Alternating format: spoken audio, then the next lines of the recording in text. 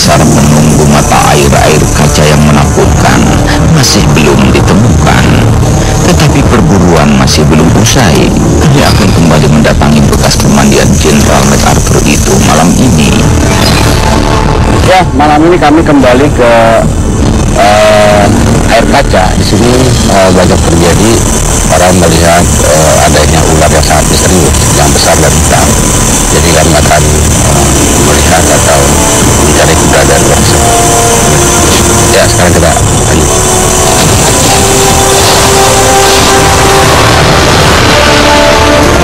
Jika tadi siang para ular yang mencari tidur dan sembunyi dalam lubang, maka malam ini saat para tikus dan babi hutan serta para kodok keluar di sekitar mata air, kami berharap mereka keluar untuk mencari mangsa.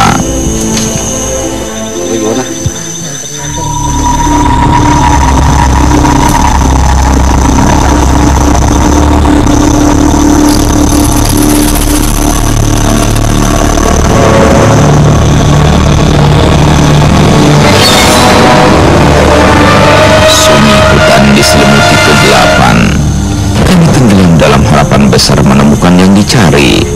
Pertanyaan terus meruyak seputar apakah yang kami cari ini ular sesungguhnya ataukah ular metafisik. Tetapi keadaan hutan yang menjadi habitatnya amat meyakinkan jika ular itu adalah ular sesungguhnya. Nah, kita bicarakan aja Juan. Bicarakan. Ya, oke.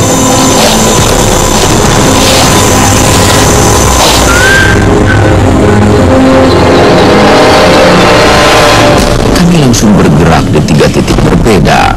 Beberapa kodok hutan yang biasa menjadi mangsa ular mulai bermunculan dan memberikan harapan besar bagi ular yang dicari. Kami merogoh medan pencarian yang dingin dan lembab. Sepertinya bahaya itu begitu dekat, tetapi kami menguatkan hati untuk terus melakukan pencarian. Di lokasi air kaca, keadaan lengang. Belum nampak ular besar di antara rongga-rongga batu karang. Kami menelisik setiap bagian dengan hati-hati. Di tengah rimba, pencarian juga harus dilakukan dengan amat hati-hati. Permukaan tanah yang tertutup belukar mungkin berisi bahaya yang samar tak terlihat. Di depan saya ada seekor ulumang atau siput. Dia karena berada di hutan, dia mengambil rumah cangkang keong karena kulit-kulit lomang biasanya memang tidak terlalu besar dan mereka kemudian naik ke darat mencari sarang yang lebih besar. Sementara itu, di mata air kedua, suara hewan malam semakin menambah kesunyian, tetapi semuanya mengisyaratkan begitu banyak bahaya. Ini terdengar suara kodok yang keras kan ini. Malam makin larut, namun ular besar yang dicari masih belum nampak. Tetapi kami amat yakin jika tempat ini adalah sarang para ular. Dan perkiraan itu ternyata benar. Para ular mulai bermunculan. Ini panjangnya sekitar 3 meter karena ukurannya hampir sebesar lengan ini, lebih kecil. Jangan-jangan apa yang dilihat masyarakat itu benar. Di sini ada ular besar berwarna hitam. Karena ini salah satu tanda ada ular kecil di sini dan di satu hitam. Berarti ada ular yang lebih besar. Ini benar-benar mengejutkan. Para ular seakan berfokus melakukan perburuan di sekitar mata air. Saya melihat seekor ular. Ukurannya lumayan panjang, kira-kira 1,5 meter atau kurang sedikit mungkin. Tapi ini belum tahu ini jenis ular apa. Yang jelas ini bukan ular piton. Dari luriknya sepertinya ini jenis ular berbisa.